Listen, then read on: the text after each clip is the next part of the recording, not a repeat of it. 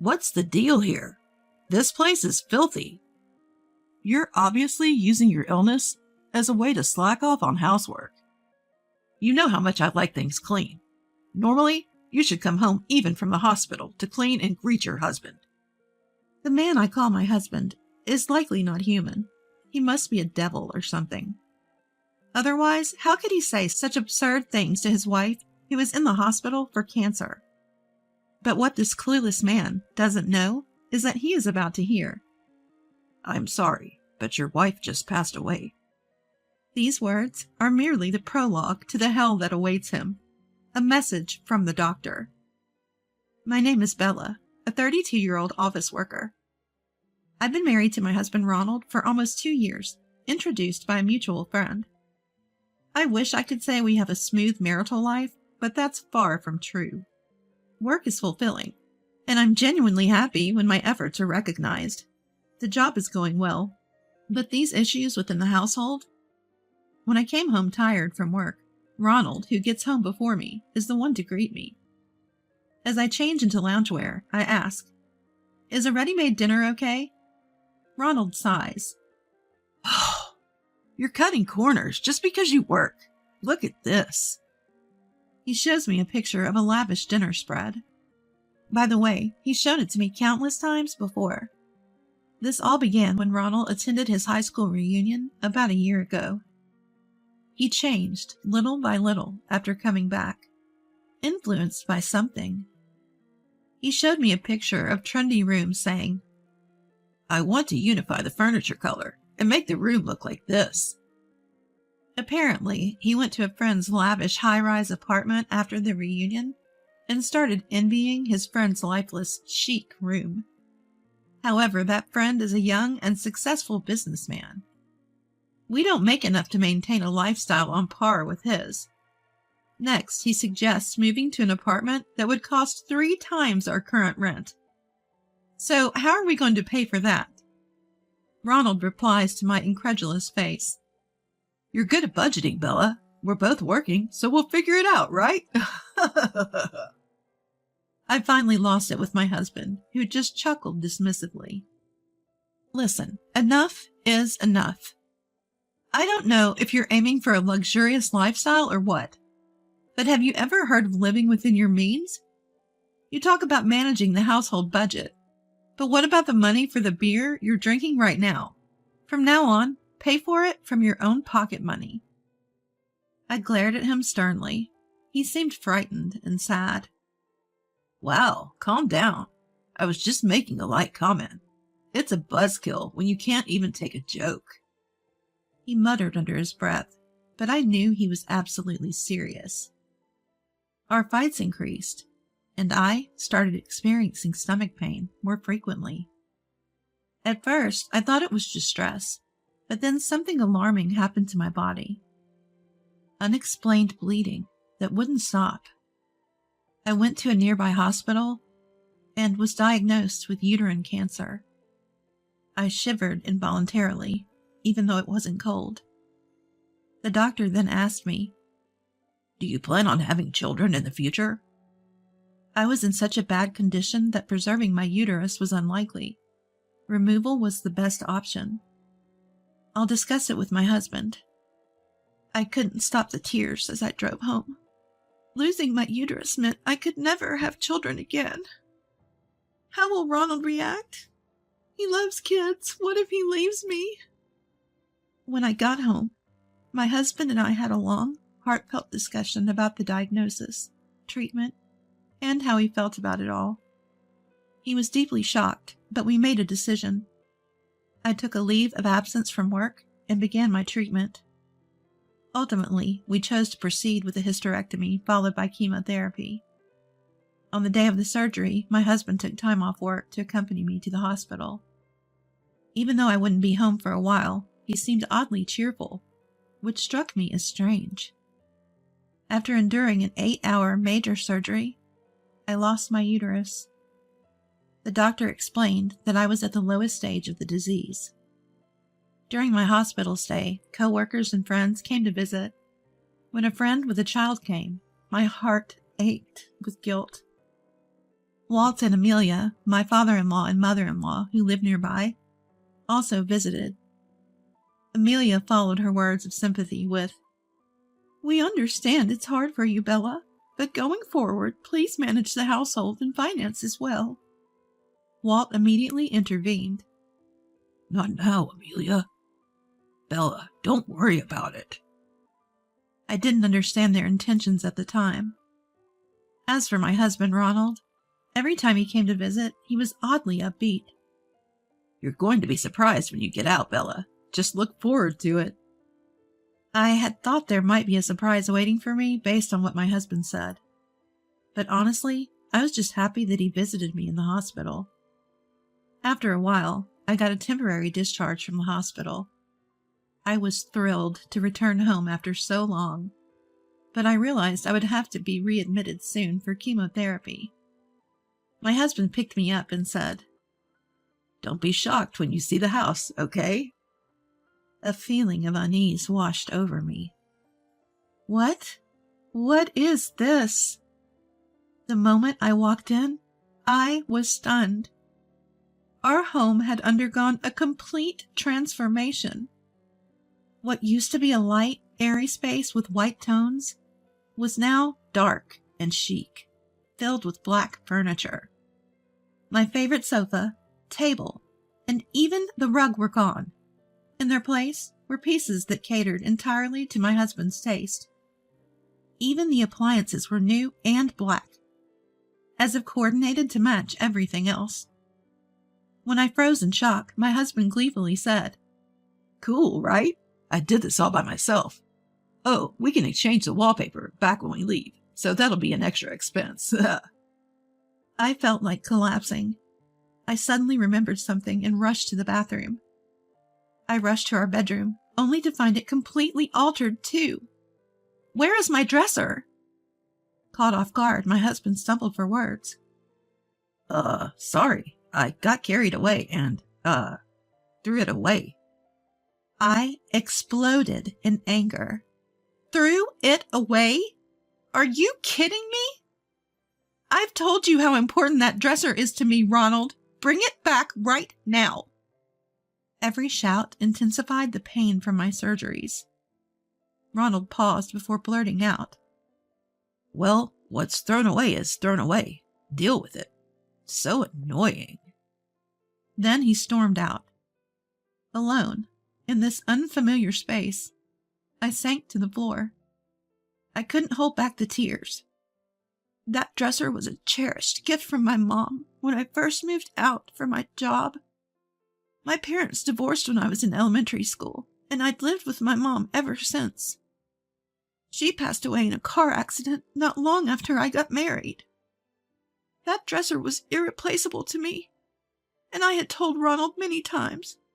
Whether he understood or simply forgot, the fact remained that I had lost something dear to me. Between my hospital stays, life became a living nightmare. I had been looking forward to coming home, but my husband continued to be in a bad mood. He barely spoke to me, and when he did, he'd say, "You're home all day. At least do some housework. Look at this dust. Are you really okay with this? It's embarrassing for a woman." "I can't. I'm in a recovery phase and need to rest," I responded. "How about you do some things for yourself for once? You only clean what's visible, Ronald. You could at least clean the drain or the toilet sometimes." From the next day, my husband started to be passive-aggressive. He would deliberately avoid washing my clothes, and when he bought food, he'd eat it in front of me, flaunting it. Tired of his childish behavior, I relied on friends for groceries. On the day of my readmission, my husband didn't accompany me. I went to the hospital alone. The chemotherapy was more grueling than I had imagined. The nausea was one thing, but seeing my carefully maintained hair fall out was deeply unsettling. And my husband? Shortly after my admission, he left for an extended business trip. I thought he might call to check on me, but he never did. One day, my mobile phone started ringing repeatedly. By this point, I had no energy to talk to my husband. Just as I was hesitating to pick up, he called the hospital. Switching the call to speaker, I heard him yell, "What the hell is this? The house is a mess. You're obviously just using your illness as an excuse to avoid housework. I like a clean house. You should be welcoming me home by cleaning."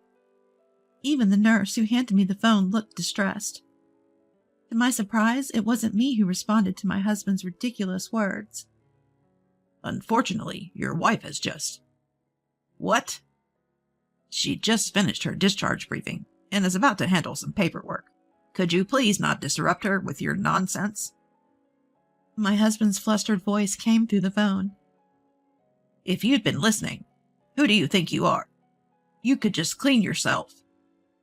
I've been a doctor for many years, and I've never met someone as unreasonable as you. You're annoying."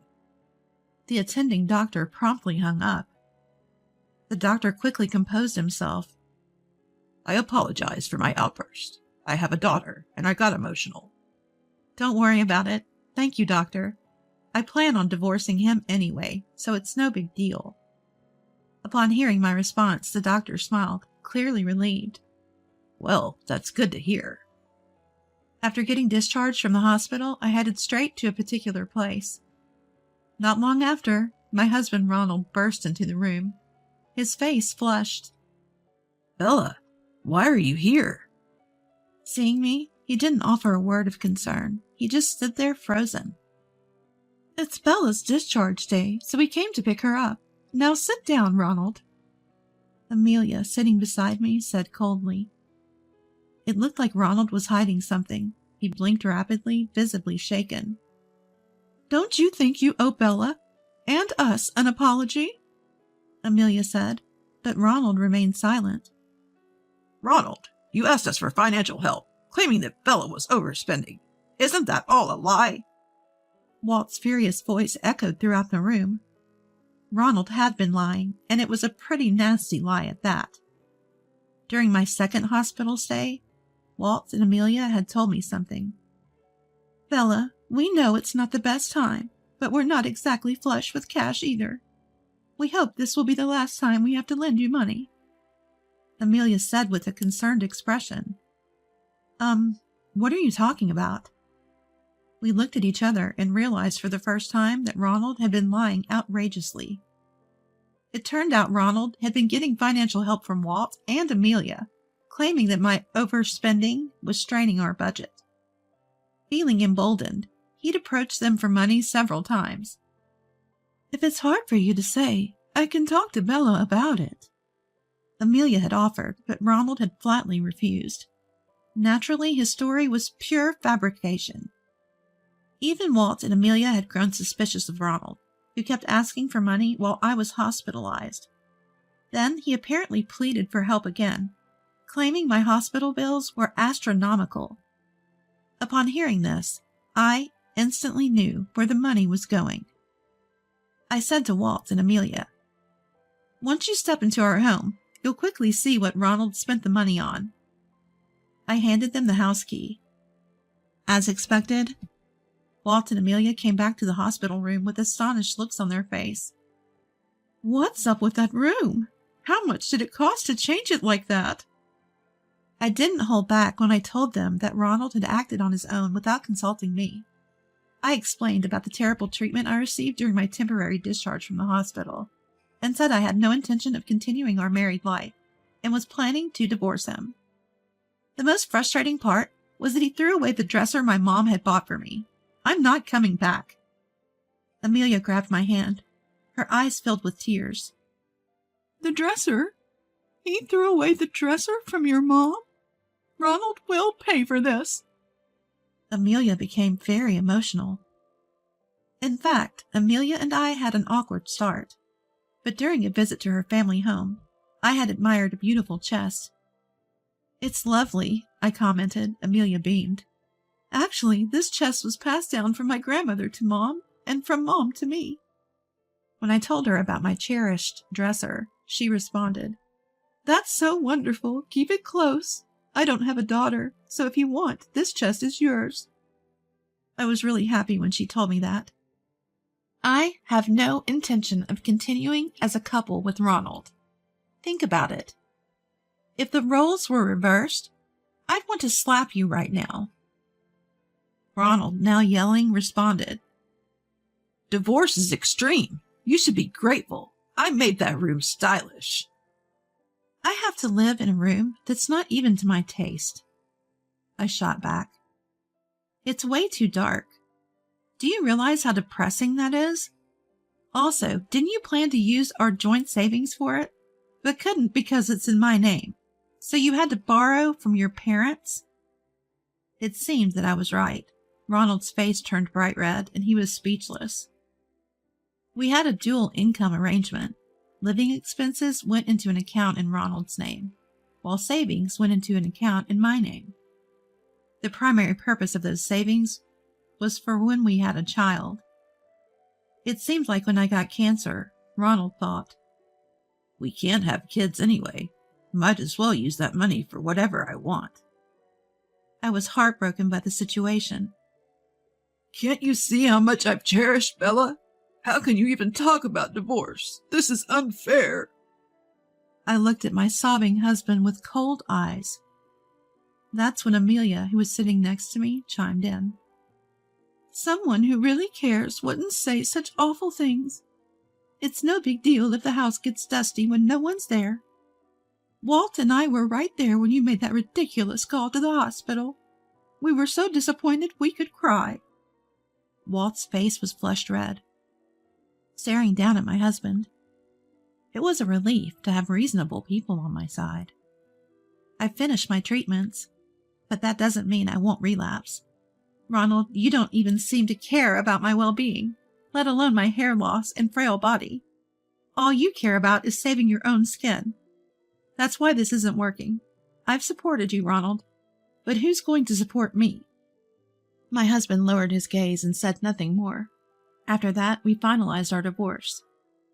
Thanks to Walt and Amelia's intervention, Ronald wasn't pleased, but the division of assets went largely in my favor. Reluctantly, Ronald repaid the money he had borrowed from Walt and Amelia. I was shocked to learn it was a whopping $10,000. Turns out Ronald couldn't afford to keep the apartment we'd been so particular about, and he had to move out. The floors were scratched from dragging furniture, and there were even holes in the walls. Even worse, it turned out he had replaced the wallpaper without permission. He insisted these damages were there when we moved in, but backed down when the management company produced move-in photos. By the way, I was the one who provided those photos. So it looks like Ronald incurred some repair costs when he moved out. It wasn't a huge sum, but he couldn't even pay that. He asked Walt and Amelia for help, but they disowned him and kicked him out, Amelia later told me. He's in a cheap apartment now, struggling with debt. I still think he should have just made do with what he had, instead of living beyond his means. I heard from a friend, who works at the same company as my ex-husband, that he's now viewed as the creep who tormented his sick wife, especially among the female staff. He brought it upon himself. He'll regret it for the rest of his life. As for me, I'm savoring living alone again after years, all while keeping a close eye on my health. I plan to return to work once I feel more stable physically. My boss has been understanding, telling me to take it at my own pace. I'm so grateful. I still catch up with Walt and Amelia from time to time. It's really great, that Mom's dresser came back to you, Amelia says during one of our phone chats. I nodded in agreement. When I moved, I took some stuff I didn't need anymore to a thrift shop. While the items were being appraised, I froze. Wait a minute. There it was. My dresser that my mom had given me. Whether someone found it in the dump and brought it in didn't matter to me. It may not be a pricey piece, but there's no dresser that could replace it for me.